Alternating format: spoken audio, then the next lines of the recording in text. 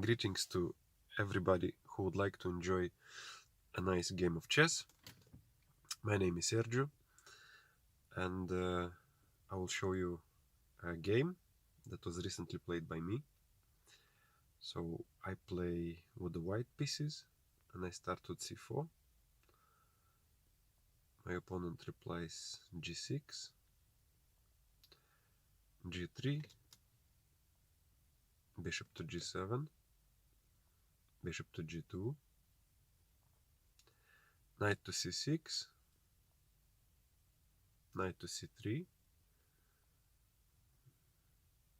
e6, e3,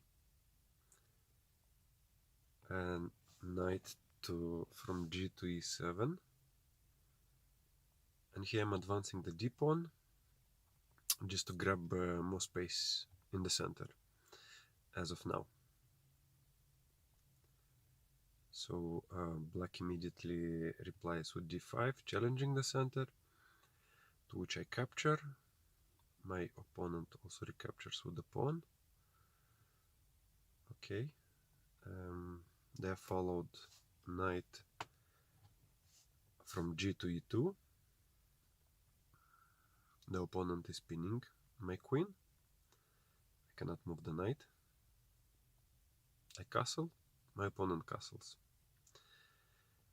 So this is so far an equal position. I might have a little bit of advantage, but it's not important. So I move on with the rook to e1. My opponent replies rook to b8, and if I was playing black in this position, I would probably develop the queen to d7, creating a battery with the bishop, eyeing that h3 square. So I replied with pawn to a3, so not allowing the knight to come to b4 square. However, my opponent replies with knight to a5, and he's eyeing the c4 square for his knight, which is an excellent square for this piece. So I reply h3, challenging the bishop. He moves it back. He or she moves it back. I develop my knight to f4. Opponent replies c6. Okay, now bishop to d2. So now the opponent finally is putting his knight on this very nice c4 square, challenging the bishop, attacking the bishop, and also the pawn on b2. So with my next move, I'm asking my opponent, would you like to capture the bishop, or would you just like to retreat and lose basically a tempo? So he captures. I recapture with the queen, obviously. And this, I sort of like this position because I have exchanged my dark square bishop, which was not doing that much because almost all my pawns are located on the dark squares, and also my bishop on g2 is powerful. He is for the moment he's eyeing a very strong pawn chain of my opponent, which it could change in the future, and this could become a very powerful piece. My opponent replies to bishop to h6, attacking the knight, and if he captures, he will double the pawns, which I didn't really mind because the pawns are in front of the king, in front of my opponent's king. However, I retreated the knight back. Now he moved his knight to c8, and with this move I wanted to take the queen away from the pin, so I thought this would be the best square. So my opponent replies knight to d6. I bring the second rook on the d file, so both my rooks are centralized. Nicely looking at my opponent's queen. He takes it away from the pin. Also, by that move, he's attacking the pawn on h3, which I defend. So the opponent is the pawn is defended twice by the bishop and by the king. He replies rook to e8, and I put my knight back on f4.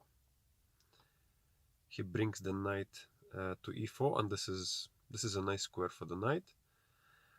Now I'm preparing a trick. If my opponent is not careful, I could capture the pawn on d5, and he couldn't recapture because the queen would be lost. So he moves away the queen from the pin. I capture the knight because it was a really strong piece, and I didn't want to have him in on the center of the board, controlling everything nicely everywhere. My opponent recaptures with the pawn, and now I bring the queen to c3. My opponent brings the bishop back to f8.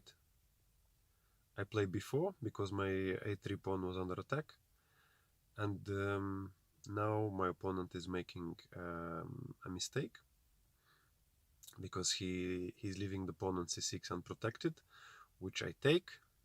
There was not much else to do in the position other than taking the pawn. So he's attacking my queen. I exchange the queens, and now I bring my knight to d5, eyeing the square on f3 with a fork on the king, on the rook, and on the bishop. My opponent protects the square on f3, on f6. And now with this move, I'm attacking the pawn on e4 twice with the bishop and with the knight. So my opponent defends it.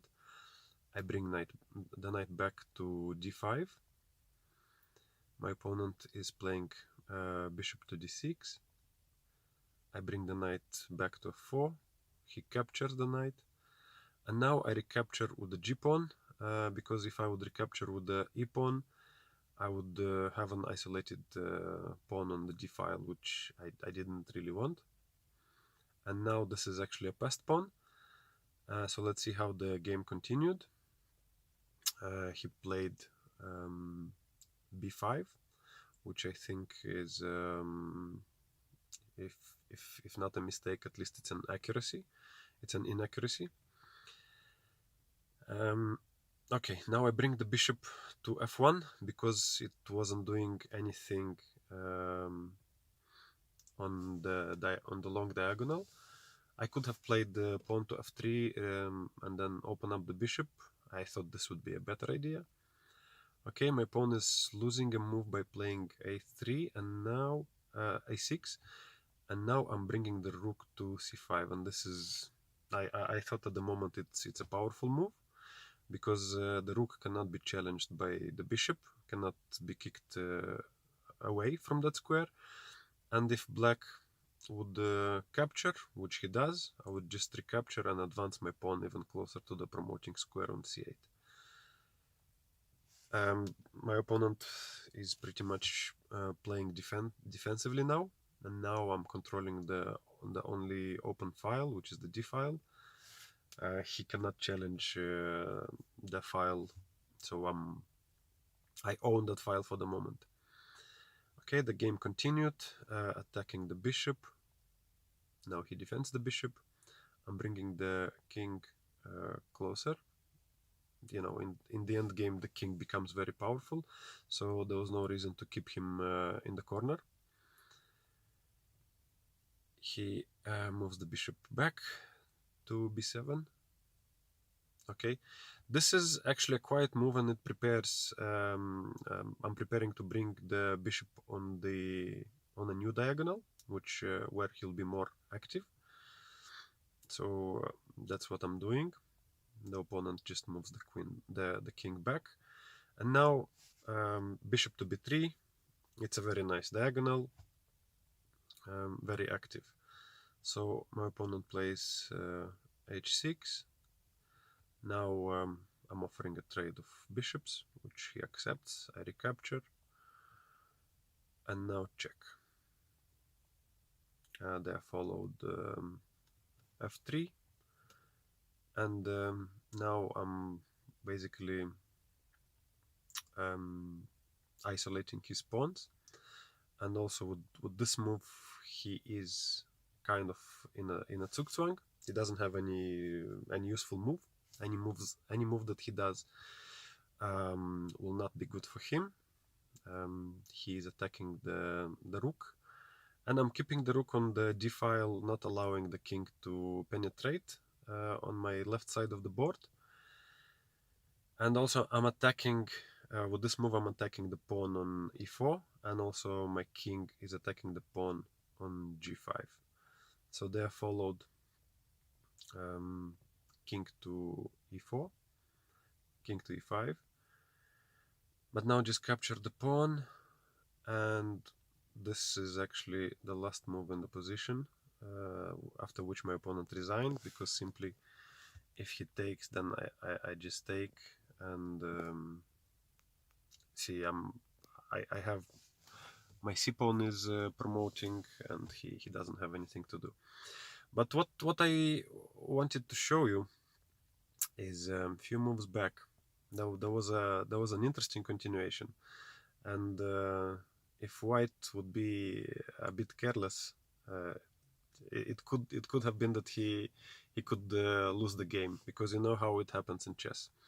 From winning to losing, it just takes one or a few incorrect moves. So let's say if I would play check, then he would capture, I would recapture, the king would capture the pawn, which so far so good. Now I'm capturing the pawn, and the opponent would like to oppose his king. So let's say I play